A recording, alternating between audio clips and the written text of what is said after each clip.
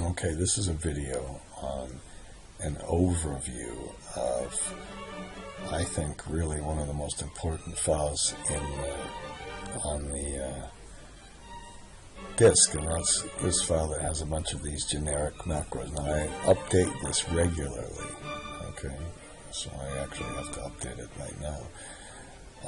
So we have a file with nothing, no add-ins, no nothing, alright? If you look at the developer and macros, we have no macros. What we can do is create a macro, okay, something like that. And then if you want to insert all those files, you go to import file and you go to the disk, or you go to the one I showed you. You read in the Excel utilities and you read in the generic macros. Now when you do that, when you read it in like this, it puts it into a separate module, and you can, if you look at this module, it has an auto open. The problem is when you you should run the auto open, and when you do that, goes to the very first sheet. I didn't realize I had some sheets, and it puts some add-ins in here. Now in a separate video I'll show you exactly how these add-ins are created, and it's not really very difficult. You just have to copy some syntax, okay? Now in this video I'm just going to show you a few of the things that can be done in this file. I think perhaps the most important thing of all is, let's say we want revenues minus expenses. We have, revenues minus expense.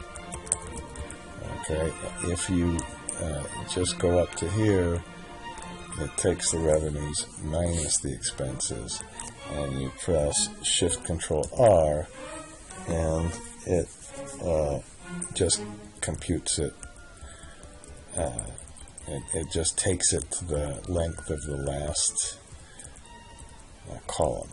Now let's say you put a factor in. I don't know why we would do this. And let's say that factor is 2. You can press Shift Control R again, and to find the Shift Control R, you go to these added shortcuts, and there is the Shift Control R.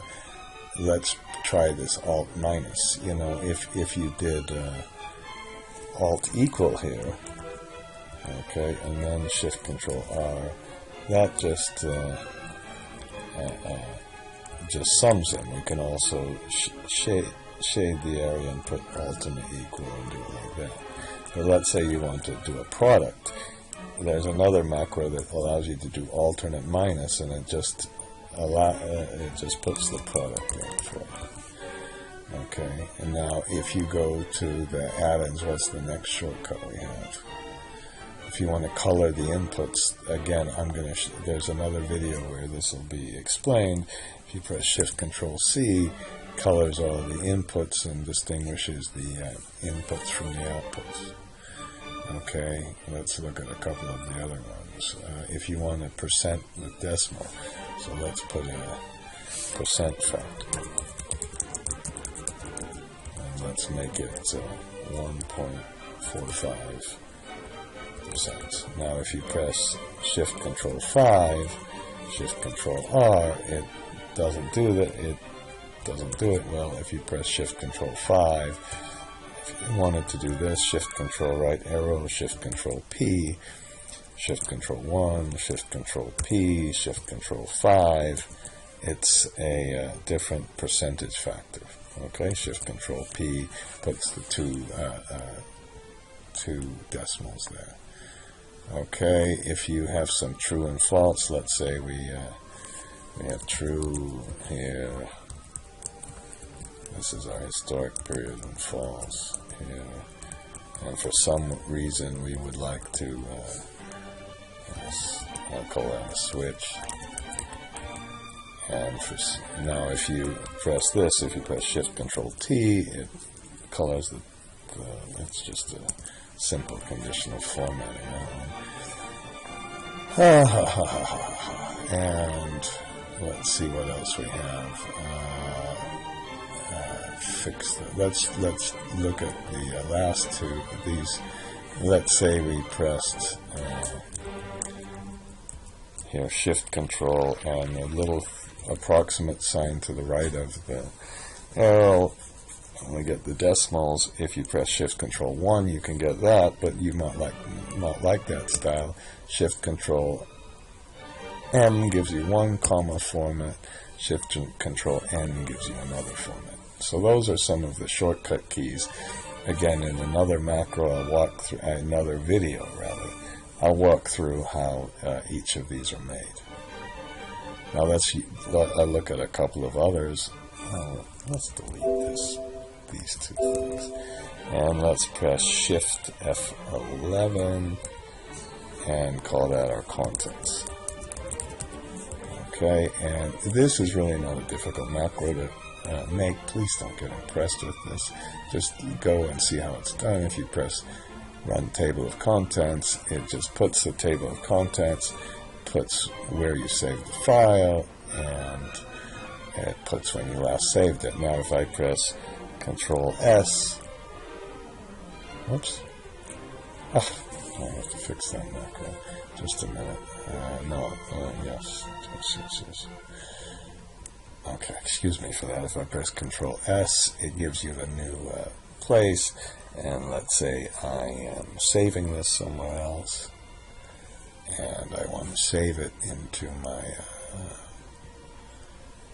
case studies on shale gas, which I still find fascinating to see what kind of real break-even points there are for oil and gas in these shale gas cases. So we go to shale gas cases, and let's put shale 3, and then Control S again, and then it tells you where the file is, and if you change your name and all that, you can do that. So that's the table of contents, and you can go to a summary page. Now, maybe the most important one is this. So I'm going to make this tab color red, and I'm going to make this tab color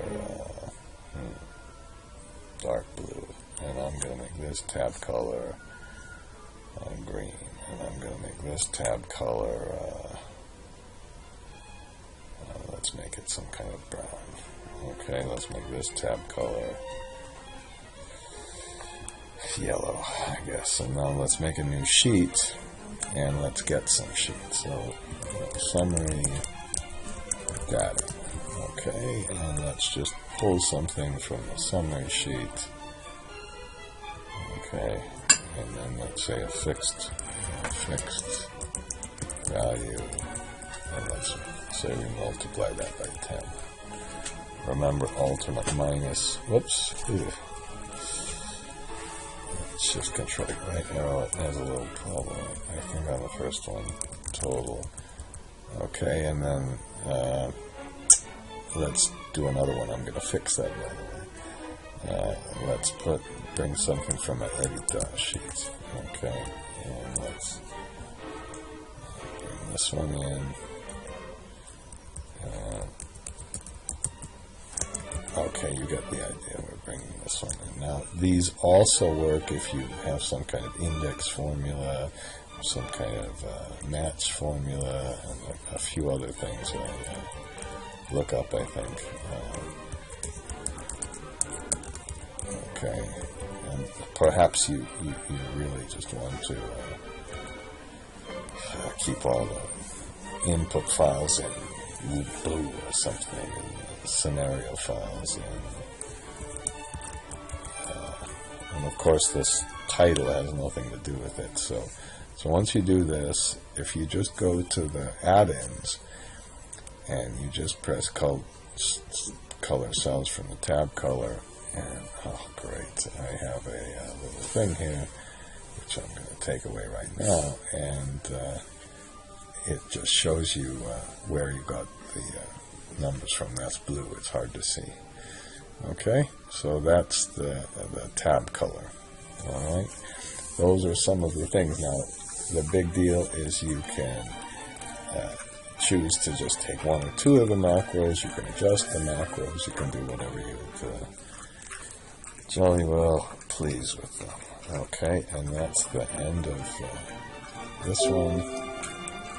And let me put an advertisement. Finance Energy Institute.